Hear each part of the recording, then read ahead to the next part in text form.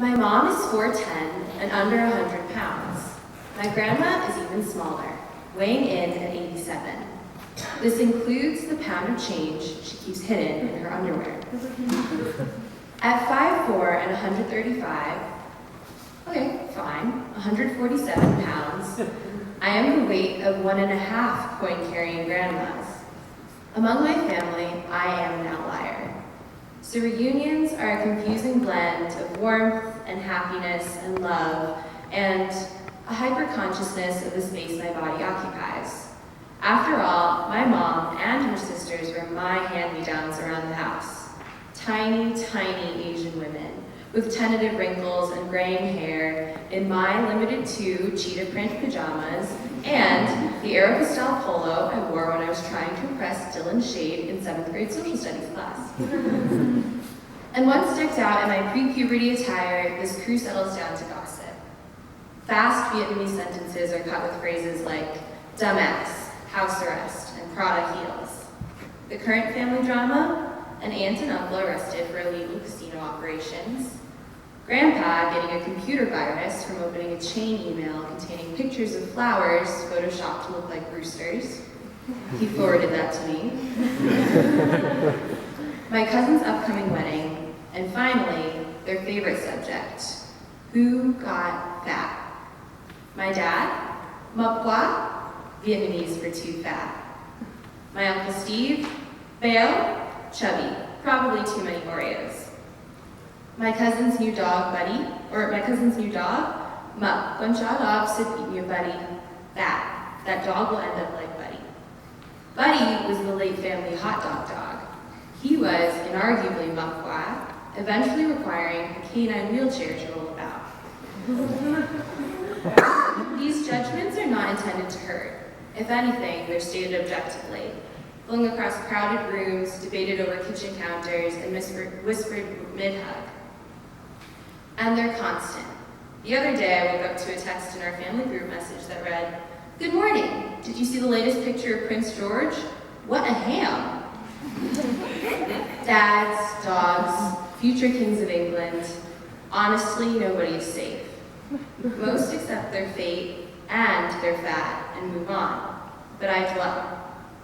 This Christmas, I had just finished my 5th cream puff when my mom asked, "Are you ready for your measurements?" Behind her, my aunt wielded a tape measure. As I mentioned, my cousin is getting married. Part of the ceremony is traditional and involves wearing an áo dài, a long Vietnamese dress. We're getting them custom made. So I stood in the middle of the living room while others sat around fighting food comas. "Can we go somewhere more private?" I asked, trying to hide rising anxiety. "Why? We're all family here. Nothing to hide." So I slouched while trying to suck in my belly, which contained 5 cream puffs, among other things, so it was basically impossible to suck in. The women surrounded me, grabbing at parts of my body. I had an aunt per arm, shouting numbers and exclaiming over diameter. My mom measured my neck, teasingly patting the region that perpetually threatens to become a double chin. My grandma caught to feel of my boobs. She actually wasn't helping with the measurements, just, smushing them around. Everyone else watched. I felt naked. I was joked about, scrutinized, reduced to numbers and words. Ma, bao, and here's another one, boo, which means big in a hearty way. Hearty, like a canned stew with large chunks of meat in it. A word often applied to my left arm. My mom asked for a weight to report to the dressmaker. I said 145. She said, "I'll tell them 135. You have time to lose the weight." Why isn't 145 good enough? I'm fed up. Too full of muck, bail, and poop. But I learned how to eat from my family. We cater our own engagement parties, assembling spring rolls and marinating meat late at night. We begin our days at the beach house with 3 donuts each. The Friday after every Thanksgiving, we cram into a dinky restaurant and warm ourselves in 25 huge bowls of pho. For a time, I remained on the edges of this feeding frenzy. The biggest of the cousins, I worried that my movements, servings, and body were watched more closely.